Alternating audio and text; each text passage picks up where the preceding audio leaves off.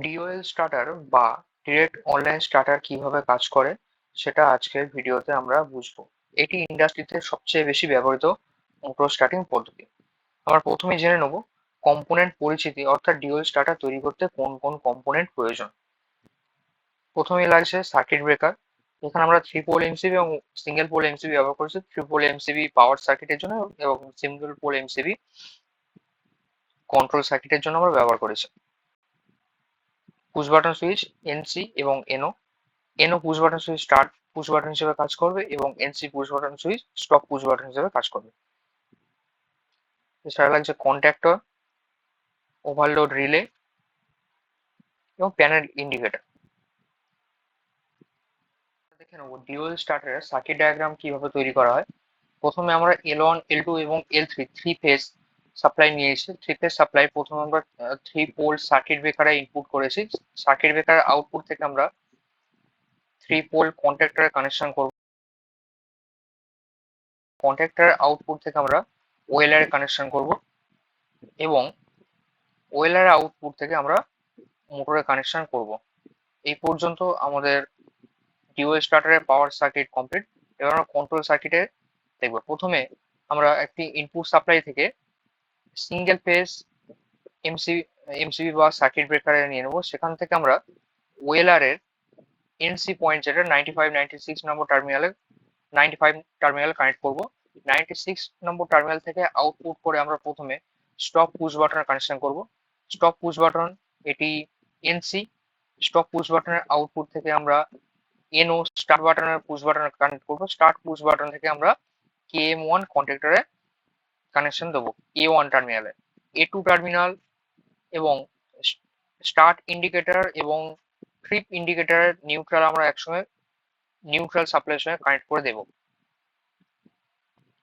Trip indicator জানার জন্য আমরা ফেজ সাপ্লাই থেকে একটি টার্মিনাল ওএলআর এ এনও টার্মিনাল এনও পয়েন্ট 97 এবং 98 নম্বর টার্মিনাল থেকে ট্রিপ ইন্ডিকেটর কানেকশন করব। স্টার্ট ইন্ডিকেটরের জন্য আমরা কন্ট্যাক্টরে A1 এবং A2 থেকে সাপ্লাই কানেকশন করে দেবো। এবার আমরা যদি প্লে বাটনে প্রেস করি, সেক্ষেত্রে আমরা দেখতে পাবো আমরা এখানে থ্রি ফেজ এমসিবি অন করলাম, ডিউয়াল স্টার্টারের কন্ট্রোল সার্কিট অন করলাম। এবারে আমরা যদি স্টার্ট বাটনে প্রেস করি, মোটরটি চলতে শুরু করবে, কিন্তু আমরা যতক্ষণ প্রেস করে থাকবো মোটরটি ততক্ষণই চলবে, ছেড়ে দিলে মোটরটি চলবে না।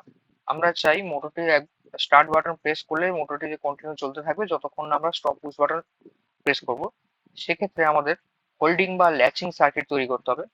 হোল্ডিং সার্কিট তৈরি করার জন্য আমরা একটা এনও কন্ট্যাক্ট এখানে নিয়ে নেব, যেটি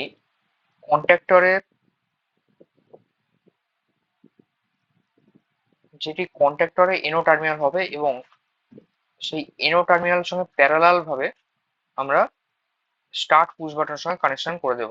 এবার আমরা যখনই প্লে করব, প্রথমে আমরা থ্রি ফেজ সাপ্লাই চালু করলাম, কন্ট্রোল সাপ্লাই চালু করলাম। এবার আমরা যদি স্টার্ট বাটনে প্রেস করি, তখন আমরা দেখতে পাবো স্টার্ট বাটন ছেড়ে দেওয়ার পরে মোটরটি চলতে শুরু করেছে।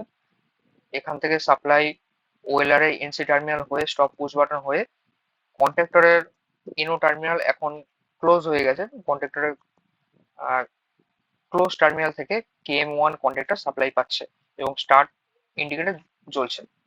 কোনো কারণে মোটরে যদি কোনো রকম ফল্ট থাকে, যদি ওভারলোড হয় মোটর, সেক্ষেত্রে ওভারলোড সার্কিট যখনই ট্রিপ হয়ে যাবে তখন ওভারলোড ট্রিপ ইন্ডিকেটর জ্বলবে। রিসেট করলে ট্রিপ ইন্ডিকেটর বন্ধ হয়ে যাবে। এইভাবে একটি ডিউয়াল স্টার্টার সার্কিট তৈরি করা হয়। ডিউয়াল স্টার্টার সার্কিট সহজ এবং নিরাপদ একটি মোটর কন্ট্রোল পদ্ধতি। অনেক মেশিনে এই সার্কিট ব্যবহার করা হয়। ডিউয়াল স্টার্টারের অ্যাপ্লিকেশন ছোট মোটর চালানোর জন্য, নর্মালি 5 HP বা তার থেকে কম ক্ষমতার মোটর চালানোর জন্য ইউজ করা হয়। ইন্ডাস্ট্রিয়াল মেশিন যেমন water pumps, air compressor, conveyor belt, lathe machine বা মেশিনিং টুলে ডিউয়াল স্টার্টার ব্যবহার করা হয়। এগ্রিকালচারে পাম্প চালানোর জন্য ডিউয়াল স্টার্টার ইউজ করা হয়, অথবা যে ক্ষেত্রে ঘন ঘন স্টার্ট বা স্টপ দরকার এমন জায়গায় 5 HP কম মোটরে ডিউয়াল স্টার্টার ইউজ করা হয়। পরবর্তীতে আমরা স্টার্টার সম্বন্ধে আলোচনা করব।